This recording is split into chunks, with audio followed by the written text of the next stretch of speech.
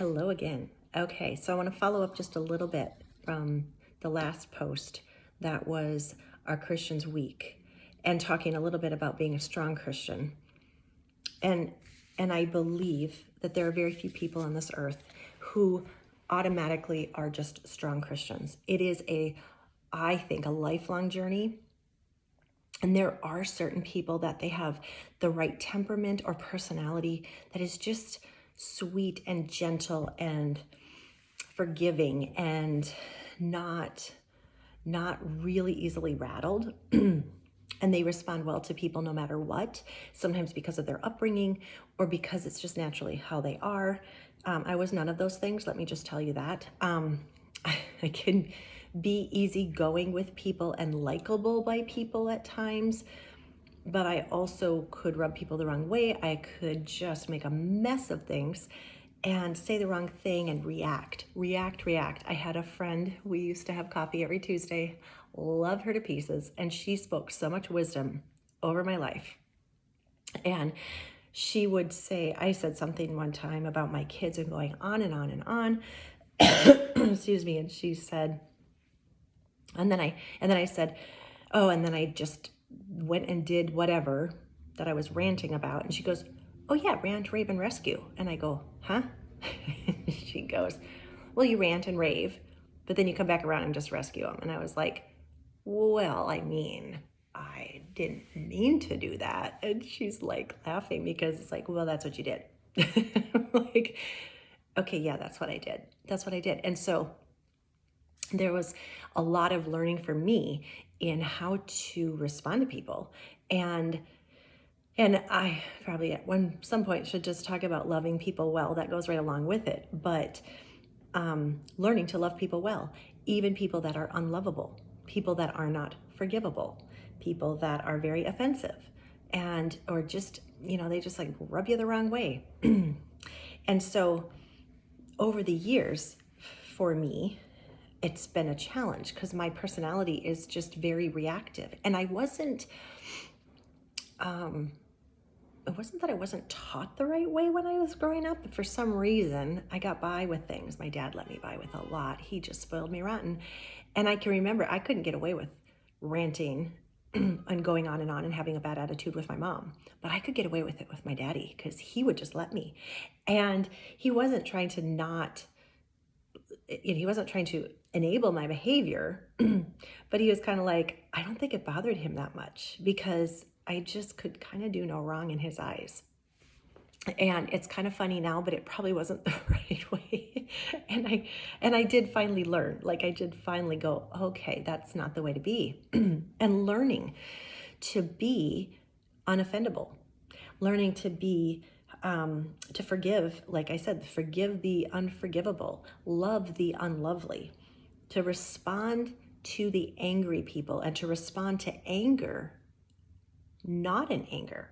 When you're responding to someone who's just livid or enraged, and to not feed into that takes a lot. That takes a lot of self-control. And not blaming, not accusing, not shaming, not guilting, no control, no manipulation, no belittling. And, I used to be really big on, joking around and being really sarcastic and witty. And I found that I was doing a lot of it at the expense of someone else. And I was teased a lot. I'm very teasable. I was very teasable. I don't know if I'm as teasable now. But, I did a lot of stupid things. And so that just put me right on the pedestal to just be like, okay, let's, shoot some arrows into her, because I shouldn't say the pedestal, but right on the bullseye, probably more is like it.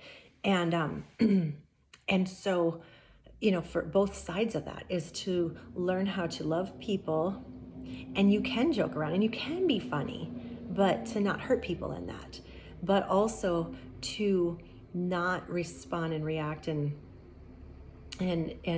get all rattled when people are attacking you in some way, and even if it's joking, that's belittling and shaming and just all the stuff. And people can do it without even realizing it at times. There's even loved ones or good friends and people that you have a good relationship with that they might inadvertently say something that's hurtful, and to just, you can still talk about it, but you just kind of overlooking and giving grace to the moment, and just saying, hey, that just didn't feel that great. You maybe didn't mean it like that, but, and some of those conversations actually can just really open the door for some really good, serious conversation and things that can be really healing.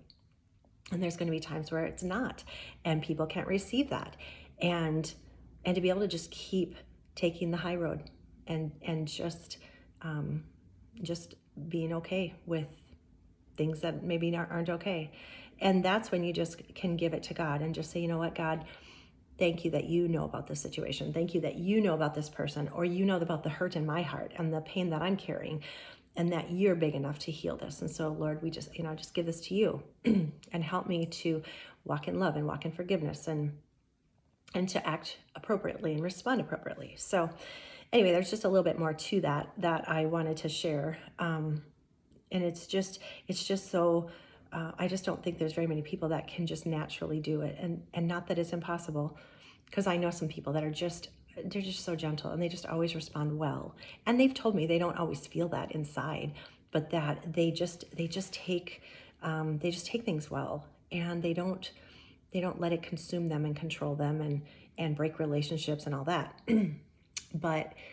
But in general, it's just hard, and you have to work at it, and you have to demand that your emotions will not control you. And I think that's, again, everything just ties together, because I've talked about that already. But it is key is to recognize which emotions are toxic and which ones are really healthy. And sometimes you can have a really healthy fear, like, I cannot do this, or there will be this consequence.